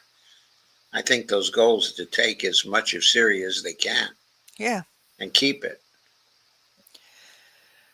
Bashar al Assad's relationship with Syria was complicated. It often engaged in anti Israel rhetoric, and its reliance on Hezbollah and Iran to maintain his position created was what was referred to as the quote Shia Crescent, which Israel saw as a means to get Iranian weapons to Hezbollah in Lebanon. Thus, Israel frequently attacked Syrian sites where it was usually targeting Iranian or Hezbollah forces. They did that so often that it was hardly reported, much less objected to anymore. It became completely normalized in Israel and Washington. But Assad also prevented attacks on Israel from Syrian territory. He maintained quiet in a demilitarized zone next to the Golan Heights. This may not seem strategically important, but for Israel, which had faced frequent attacks from Syria for the first 25 years of its existence, it was a big deal. To Israel, Assad was no friend, but he was seen as preferable to likely alternatives. In Israel's view, an embattled Assad, weakened but propped up in office, limited Syria as a strategic adversary to its being a land bridge between Iran and Lebanon. That is why, regardless of Israel's support for covert CIA operations to support Syria's rebels, Israel did not press for those rebels to be recruited, armed, and trained to a greater extent than they were, despite some in the U.S. pushing hard for regime change in Syria. The 1974 agreement on disengagement froze the conflict between Israel and Syria that had reignited in the 1973 war. It created a demilitarized buffer zone on the Syrian side of the Golan Heights, most of which remained under illegal Israeli occupation. That agreement held until this week, a period of 50 years, which is quite remarkable when one considers all that has gone on in the region since. Israel shattered it after Assad fell. The Israeli claim that it was acting to keep the area secure after the Syrian army abandoned its post there is laughable. The United Nations Peacekeeping Force, UNDOF, the UN Disengagement Observer Force, was still there, and there was no threat in the area. Israel's quote legal justification is even more absurd. Agreements are not made between regimes, nor between specific governments or rulers. They are made between states. Israel's claim that the fall of Assad means that the agreement on disengagement is voided is not only wrong, but also dangerous. But this rationale, any agreement between the two countries is meaningless as soon as that government changes. This would imply, just to cite one example, that Israel's peace treaty with Egypt is invalid, as it was made with the government of Anwar Sadat. When his successor, Hosni Mubarak, was deposed by a popular uprising, the peace treaty should have been voided. It's a crazy contention and is doubtful that Israel, much less the United States, would agree with it in that case. But Israel keeps a straight face when it applies it to Syria, and the U.S. backs them up. Israel's goal in invading the DMZ was to capture Mount Hermon, the highest point in Syria. It's a mountain range that straddles the Syrian-Lebanese border, so it's a strategically important site, not only because it can conceal low-flying aircraft and some ground movement, but, more importantly, is the ideal spot to spy on Damascus, a lot of the surrounding Syrian territory, and much of Lebanon. It's a strategic prize Israel has desired ever since it agreed to withdraw to their side of the DMZ. Whatever territory Israel eventually agrees to relinquish, if it agrees uh, to any at all, it will undoubtedly aim to keep Mount Hermon under occupation. Remaking the Middle East. But Mount Hermon was only the beginning of Israel's goal. For the far right, as represented by the notorious finance minister Bezalel Smotrich, the good old Bezalel, the ideology of, quote, Greater Israel puts Israeli expansionism in a religious context. But for Israel's secular majority, its designs are much more grounded in simple dominance, aiming at an unprecedented level of hegemony in the Middle East. During testimony at his trial on Tuesday, Prime Minister Benjamin Netanyahu made his view of the current regional situation clear, saying, quote, "Something tectonic has happened here, an earthquake that hasn't happened in the 100 years since the Sykes-Picot Agreement." Okay, just to add some background there, the Sykes-Picot Agreement was the agreement between the French and British, which they concluded and which involved a drawing of the map, okay, of the Middle East. The Middle East was split into spheres of influence. So some areas were allocated to the British as their sphere of influence, and other areas were allocated to the French as their sphere of influence. Lebanon and Syria were allocated to the French. Okay, of course, the British had areas such as Jordan, okay, Iraq, uh, and um, uh, uh, and Palestine. Okay, okay, please go on. Okay. Plainly, Netanyahu sees this moment as an opportunity to redraw the entire political map of the Middle East. This is the idea behind the hundreds of attacks Israel has launched at Syrian military targets. While Israel argues that this is being done for, quote, security reasons, despite the complete absence of any threat emanating from Syria, the U.S. has completely supported this argument, despite it being transparently untrue. While Israel initially hinted it was targeting chemical weapon sites that still remain after Assad had been forced to destroy most of his stockpile. The massive bombardment quickly proved that the real goal was to completely destroy Syria's ability to defend itself, as stated above. So now that Israel has succeeded in eliminating Syria's military capabilities, what does it imply going forward? One thing that is very clear is that will be dependent for a long time on other countries for its self defense. Israel has been instrumental over the years in supporting Arab rulers even when they did not have friendly relations. The most well known example being Israel's aid to Jordan in fighting the PLO in the Black September massacre in 1970. Given the way Hayat Tahrir al-Sham HTS leader Abu Mohammed al-Jilani has been reaching out to the West, and the way he has avoided speaking out against Israel's invasion, it may well be that Israel sees itself as a potential, quote, silent partner, supporting a new Syrian regime quietly but brutally.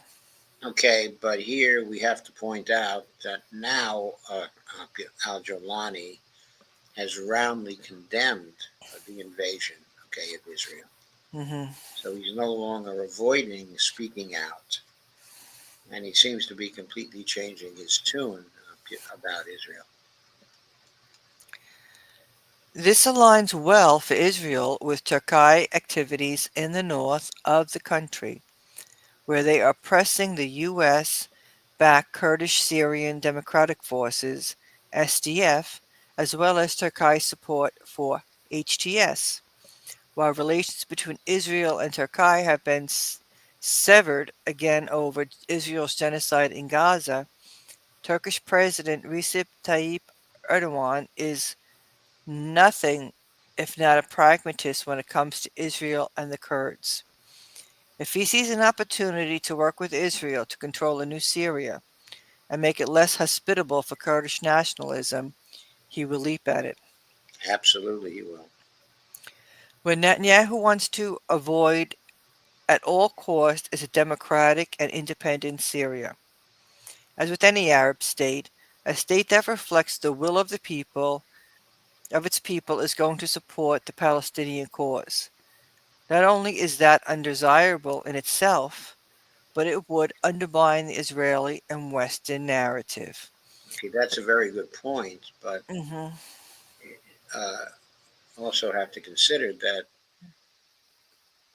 uh, if we're looking for democratic forces, okay, inside of Syria, we see those primarily in the Kurdish area, which in many areas is, not only democratic, but of course, okay, extremely socialistic, okay, and often labeled, okay, as communistic by people inside the West. Uh, as for the forces of democracy outside of that, I'm not sure where they reside. They may be in the cities, uh, but it's not clear to me that there are any strong forces for democracy inside of Syria outside of the area of Kurdistan and its allies. Yeah, but I may be wrong about that. I'm no expert on Syria. Now here, that's why they it says it over here, how they depict support for the Palestinian people as support for terrorism and authoritarianism. Why, just because you support the Palestinians? Yeah, I think that's utterly false. Mhm. People are supporting the Palestinians because their human rights are being violated left and right by the Israelis. Exactly. It says nothing about uh, uh, the Palestinians themselves and their desire or capability for democracy. Mhm. Targeting Iran. Ultimately, Israel's strategy, as always, centers on Iran. On Thursday, the Times of Israel reported, quote, the, quote, Israeli Air Force said that after over a decade of evading air defenses over the skies of Syria during a campaign against Iran's supply of weapons to Hezbollah, it had achieved total air superiority in the area. This air superiority over Syria could enable safer passage for IAF aircraft to carry out a strike on Iran, the military official said. Okay, I agree with that. And I have to say, the idea that Iran is waiting to retaliate against the Israelis for the attack on October 26th makes absolutely no sense to me. I mean, now it's even more imperative that they conduct a retaliation on Israel that destroys its air bases. Exactly. It's like, what are you waiting for? What are they waiting for? If they really have the capability, as many of the military authorities that we respect have said, if they really have the capability to launch an attack uh, uh, numbering 2,000, okay, of the ballistic missiles, they need to use those missiles now to shatter the air superiority over Syria the Israelis have. Hmm. I mean, the Israeli Air Force has to be destroyed, absolutely. If they have the capability to do it, they should be doing it right now. Right, because Israel is the danger to the whole region. Yes, it is the danger to the whole region if their Air Force is uncontested. I mean, it not only gives them a greater capability to carry out a strike on Iran, but it has given them the capability to destroy any military capability inside of Syria that could oppose them. Hmm. While the And report does, also, not to mention, if the Iranians were to attack and wipe out the aerial capability of Israel, then the slaughters in Gaza and the slaughters in Lebanon would both have to stop. mhm. And furthermore, the Israelis would have to come to the peace table.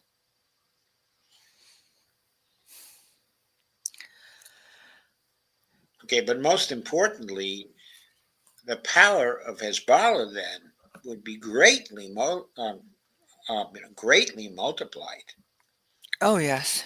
Because without the Israeli Air Force, okay, defending it, uh, it would be very easy, for Hezbollah missiles to devastate Israel as well.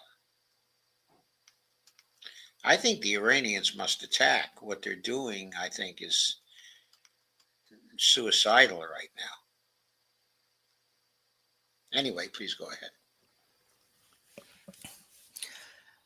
While the report does not necessarily indicate that an Israeli operation targeting Iranian nuclear sites is imminent, it reflects an Israeli belief, and likely an accurate one, that an Israeli attack on Iran that is sufficiently powered and sustained to damage or destroy the Republic's nuclear facilities, many of which are deep underground, is much more feasible now. Right. So if I'm the Iranians, what I want to do is attack Israel this weekend and not wait any longer. Exactly. And if it makes Trump mad, too bad.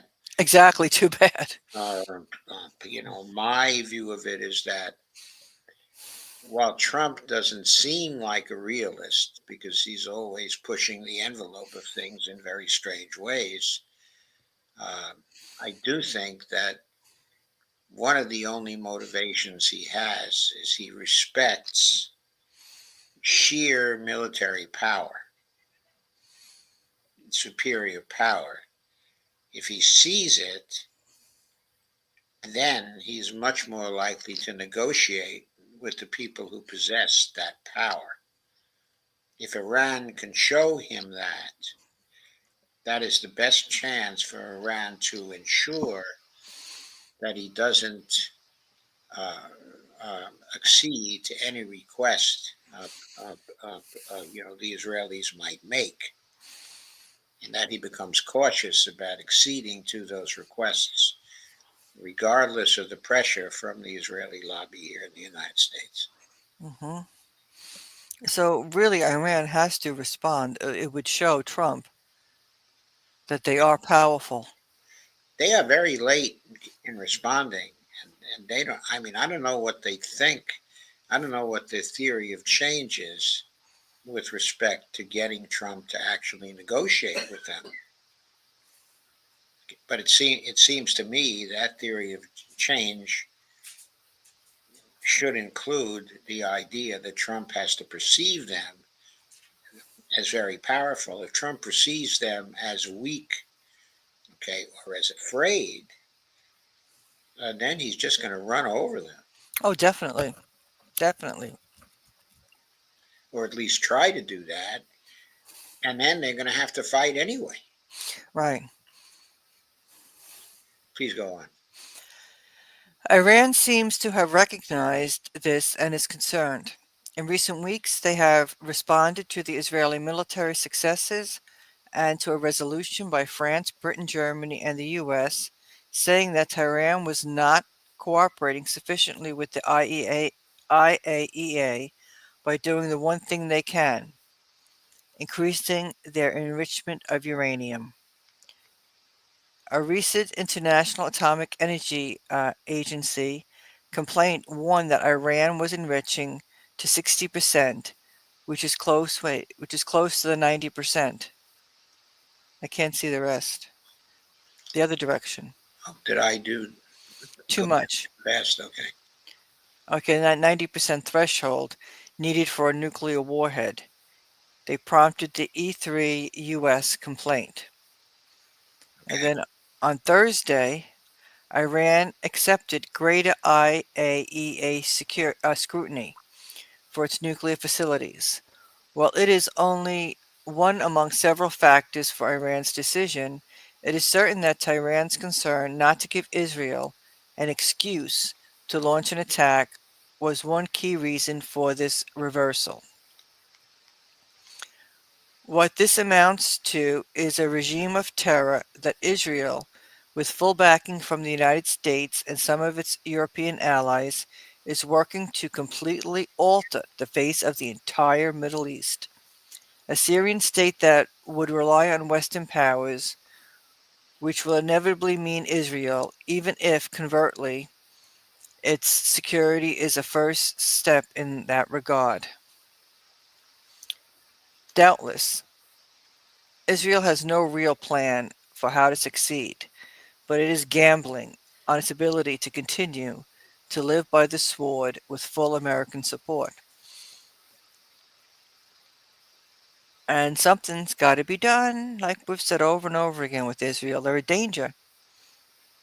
Yeah, something has got to be done, but it may indicate uh, the failure of Iran to do anything so far may indicate uh, that it doesn't yet have the six weapons that it supposedly was able to develop because of the uranium that it had. It supposedly had isolated enough uranium for six, okay, of nuclear weapons.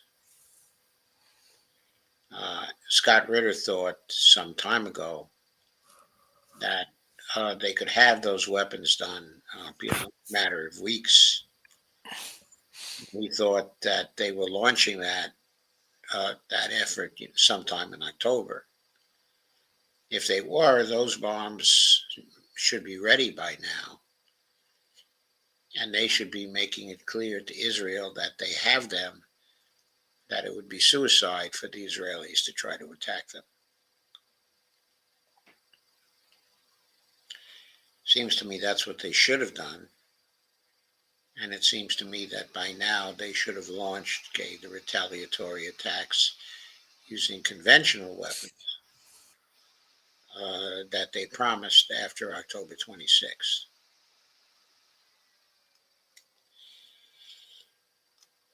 Well, should we go on to the last comments? Yes, let's do so. Evelina says Assad implemented social programs such as free education and healthcare. Yes. Even so, he was socialistic in this sense. Perhaps he was uh, okay. He was at odds with the Kurds because they had embraced, U.S. alliance. I think he, like everybody else, okay, was at odds with the Kurds because he had a considerable population of Kurds. I believe some 4 million, which was a substantial population size out of the total 24 million in Syria. It's 1/6 of the population. And what that 1/6 actually wanted was for Kurdistan to become an independent state, okay, and to unite with the parts of Kurdistan that are in Iran and Turkey, and Iraq. And everybody knows in the region that that's the goal, okay, of the Kurds. And so, like everyone else in the Middle East, he was anxious to block the Kurds, from becoming, too autonomous, that they could pursue that larger goal of having a Kurdistan with 40 million people in it. In other words, the total number of Kurds in the Middle East, okay, is roughly 40 million. I think the Iranians had the smallest population of Kurds inside of their border. I think much larger populations of Kurds are in Iran and Turkey, okay, and Iraq. I think in Iraq, for example, I think there are at least 7 million Kurds out of the total. Uh, and then even higher numbers, okay, in Iran and in Turkey. The Turks, of course, have been repressing the Kurds for a very long time. And there's a revolutionary group inside of Turkey resisting the Turks, the PKK, they're called. So, as for the socialism, inside of Syria, that actually dates from the time that the Ba'athist movement took over both Iraq and also Syria. The Baathists were socialists, and they tried to construct welfare states, both in Iraq and in Syria. Okay, Saddam Hussein started out, okay, as a Ba'athist. Okay, and Assad, when he took over Syria, was also a Ba'athist. And so it's from the ideology of Baathism, which was a variant of socialism, that accounts uh, for Assad implementing social programs such as free education and healthcare. In other words, those efforts started with his father, and he inherited them. So, in some ways, Assad was progressive, much more progressive than some of the monarchies in the Middle East. Evelyn says he has a younger brother who is showing interest in future Syrian leadership. I saw him appear in a video. Yes, he has, a younger brother, but I'm not sure where his younger brother is and whether he is safe. I'm sure that if he is anywhere near the HTS, that they're trying to get rid of him.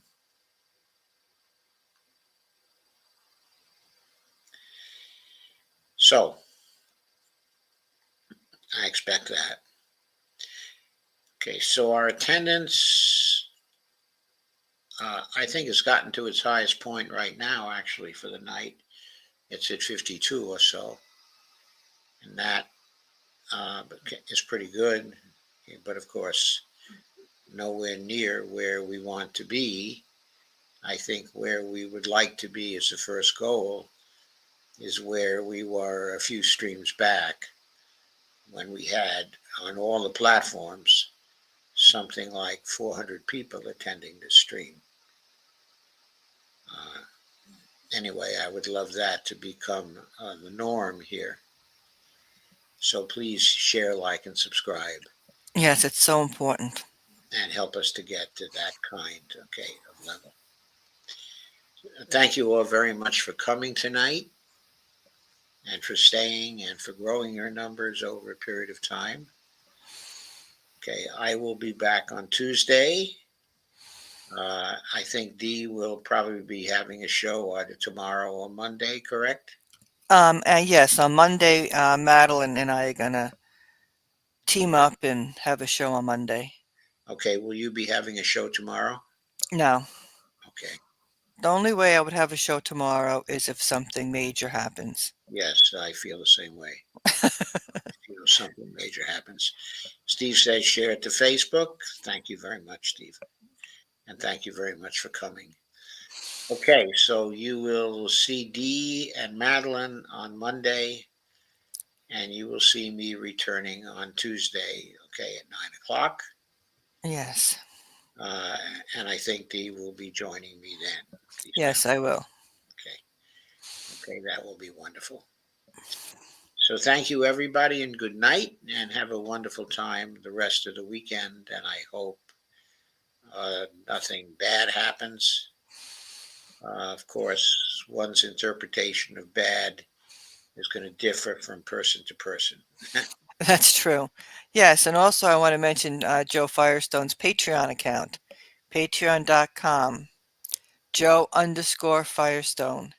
Yes, it'd be very nice if people could contribute and just let people know about Joe's show. And Okay, and there's also my buymeacoffee.com/Joe.Firestone account, and you can contribute also through that.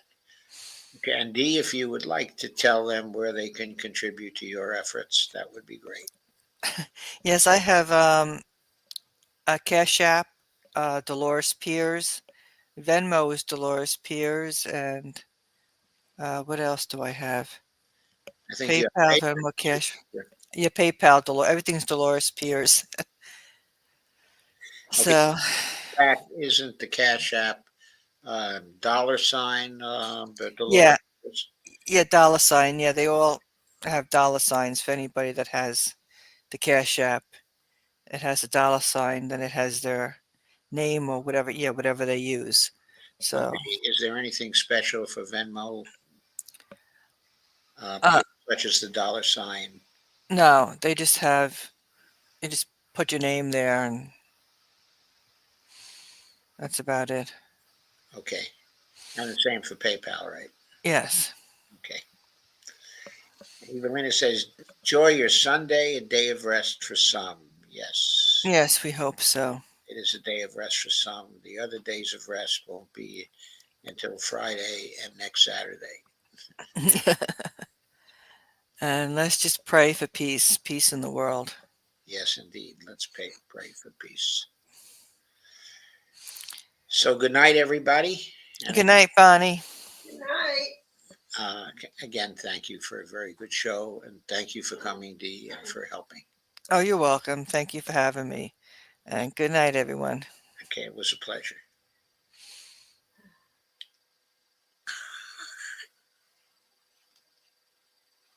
So I gotta end the stream.